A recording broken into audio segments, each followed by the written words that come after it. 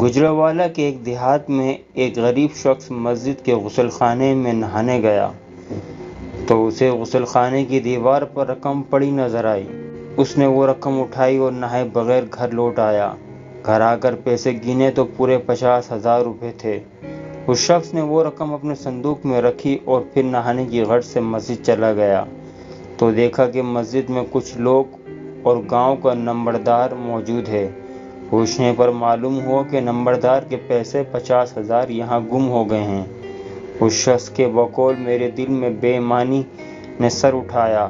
پھر ایک خیال نے مجھے کچکا دیا کہ ان پیسوں پر تمہارا کوئی حق نہیں۔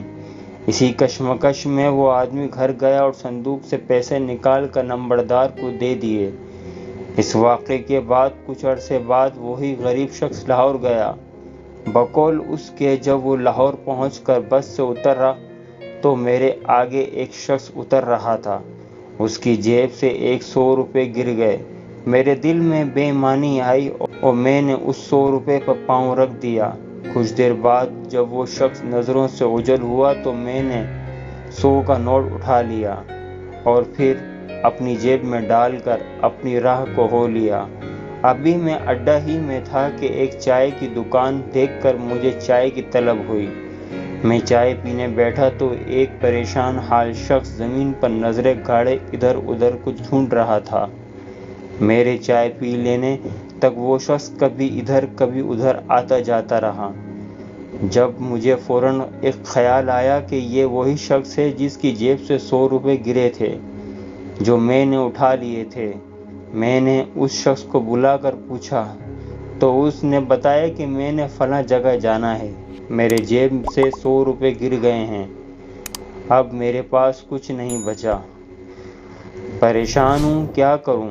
میرے ضمیر نے مجھے ملامت کی کہ 50,000 روپے پر ایمانداری اور 100 روپے پر بے ایمانی۔ میں نے ایک عجیب فیصلہ کیا۔ میں نے اپنی جوتی اتاری، اس شخص کو دی اور کہا کہ یہ جوتا میرے سر پر 5 مرتبہ مارو تو میں تمہیں 100 روپے دوں گا۔ وہ شخص تذبذب کا شکار ہوا۔ تب میں نے اسے کہا کہ یہ دل 50,000 روپے پر بے ایمان نہ ہوا لیکن آج 100 روپے پر بے ایمان ہو گیا، لہٰذا اس کی سزا یہی ہے، مجھے 5 جوتے مارو۔ جب وہ شخص ایسا کرنے پر نہ مانا تو میں نے معافی مانگتے ہوئے اسے 100 روپے لوٹا دیے۔ سلام ہے اس دیہاتی پر، سبق کسی کے حق پر اپنا حق نہیں جتانا چاہیے۔ ذرا سوچیے۔